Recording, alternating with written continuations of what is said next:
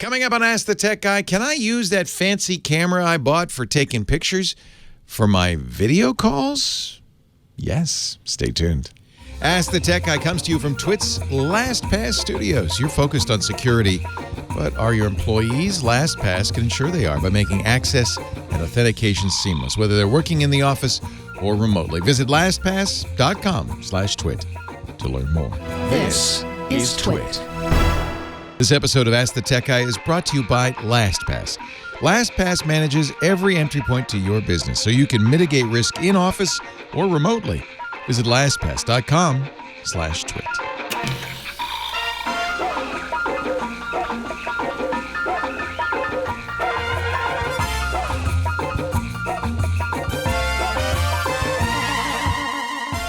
It's time for Ask the Tech Guy. Hello, everybody. I'm Leo Laporte. A question today from Martin. Like many people, I'm having to do more video calls from home. I end up using my iPad because that Dell XPS laptop of mine does not work well. What I'd like to do is use my Nikon D500 and get a really good video streaming setup using my desktop PC. Can I do that? So, it's complicated. It depends on the capabilities of the camera, and it may depend on having a video capture utility or card as well. Most recently, Canon announced that their EOS cameras had a firmware modification you could download, and then a program you could run on Windows that would let you to use your Canon 5D or other EOS Canons, your Rebels, as video cameras. And by the way, that is a great way to do a Zoom call or a Skype call or a Google meeting or whatever, because those cameras are 10 times better than the little, even if you bought the fancy Logitech cameras, the little, C920 sensor is so tiny, but on your beautiful Canon camera, you spend a lot of money for that. That's got a full frame sensor or a 1-inch sensor, much better sensor. And you may even have a choice of lenses, which means you can do all sorts of, almost cinematic pictures of you. Be careful. You don't want to show up the other people on the call too much. But having, for instance, good bokeh, which is when the background is blurry and the foreground's in focus. Don't use that software bokeh built into the Zoom or the Skype apps. That's terrible. It looks awful. But if you do it optically with a lens in your camera, it can look gorgeous. You'll notice many of our hosts, in fact, that's exactly what they're doing.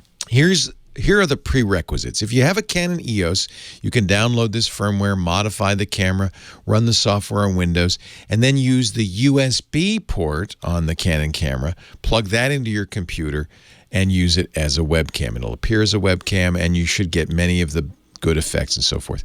Having said that, we've tried it, and at least today, the firmware that Canon has put out, it's a little wonky, a little janky, doesn't always give you exactly the results you want. There's no Mac version. So one option, maybe not the only option, but if you do have an EOS camera, I'd try that first. Many other cameras have HDMI out of the camera. And usually it's a mini or micro HDMI, so you'll need a special cable. That's good, but there's two things you need to figure out about that camera before you'll be able to use it as a webcam. First of all, you need to make sure it can get clean HDMI.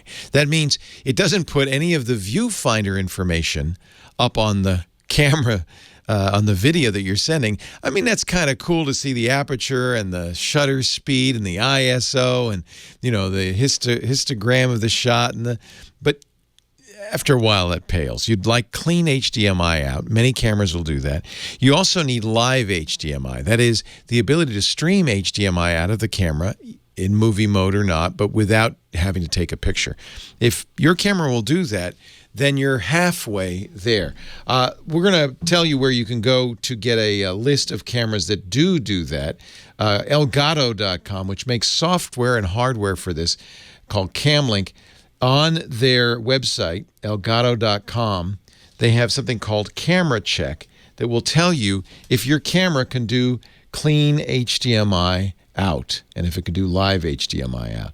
Now, notice a number of EOS cameras from Canon are on here with big X's. That's prior to the USB software that they shipped out. This is over the HDMI port.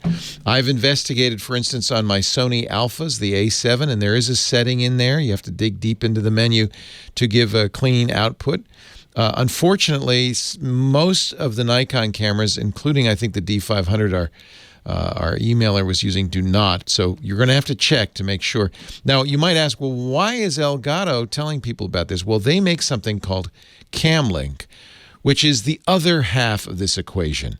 A device, you see it has a USB connector on one side and an HDMI connector on the other side. This will take the HDMI out of your camera and convert it into the kinds of bits the USB port can see. And in effect, it takes the HDMI and makes it look like a webcam to your software. This may not work with Zoom. Zoom has some finicky things it wants, but it should work with many different programs. I've used it with Skype, things like that.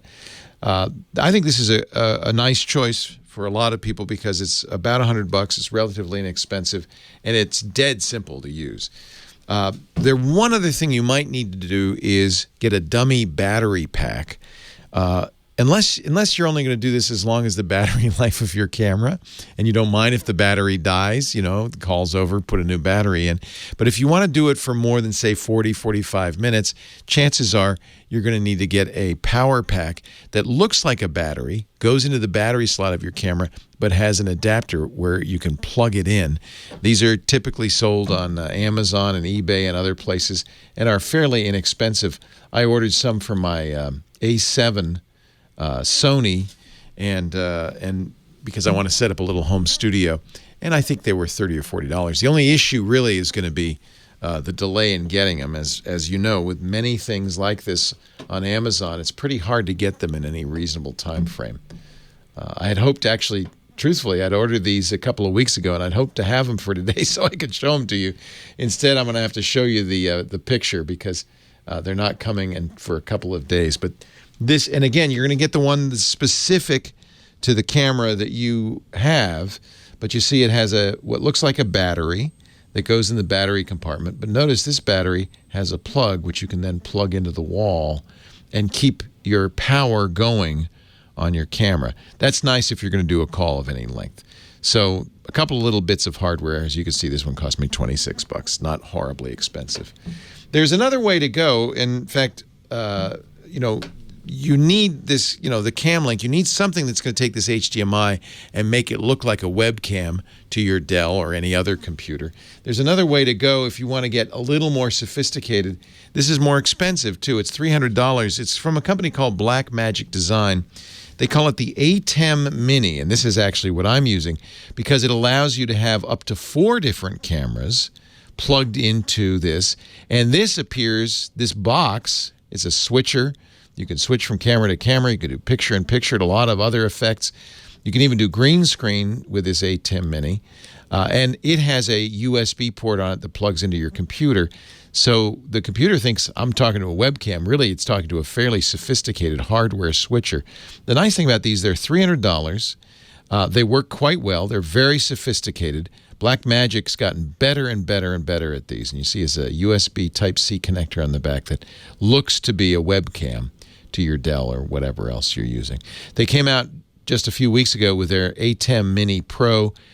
I wouldn't recommend it. It's $200 more. The big difference is this can stream directly, but that's not what you wanted to do. You wanted to use your camera, your professional grade DSLR or even your point-and-shoot camera as a webcam. The ATEM Mini is another way to do that. I'm going to do that because I want to set up a home studio where I have multiple cameras, a single, a wide shot, and even a shot from the top down so I can show you things. In fact, I could do this show at home now that I have all of that gear. As soon as I get that battery pack, that's all I need.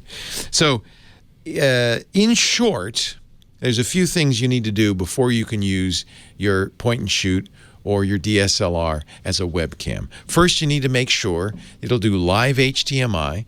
It'll do clean HDMI. You need both of those for a good picture. Then you need a way to power it. And in some cases, these cameras will turn off after half an hour, claiming they're overheated.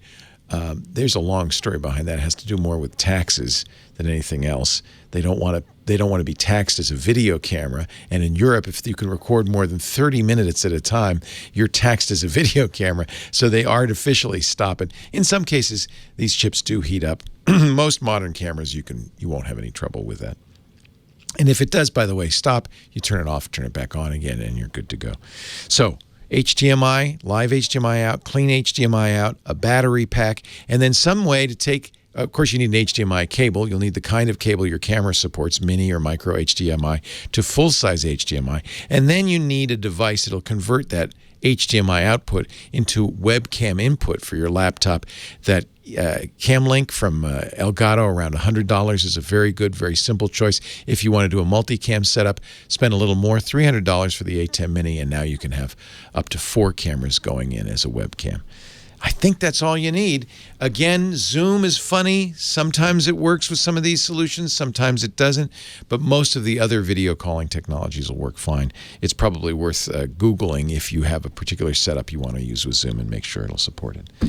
That, my friends, is how, not inexpensively, and you still face the problem of ordering stuff and having it delayed for weeks, but that is how you can do it. You can't just plug in your fancy camera into your computer and do a Skype call. Thanks for asking the Tech Guy. We would love to hear from you. If you've got a question, email askthetechguy@twit.tv. Ask the Tech Guy brought to you by LastPass. That remote workforce is a vital part of your business, but you know, it's a security risk too. Transition from in-office to in-home easily with LastPass. LastPass lets IT remain in complete control over which employees are accessing what. Employees can securely share passwords across teams, and it reduces the risk of phishing schemes because LastPass will never autofill passwords on suspicious websites. Get simple security across every access point with LastPass. Now more than ever, visit LastPass.com/twit. That's LastPass.com/twit. That's it for Ask the Tech Guy. I'm Leo Laporte. See you next Monday. Stumped on a nasty tech conundrum? Email askthetechguy@twit.tv.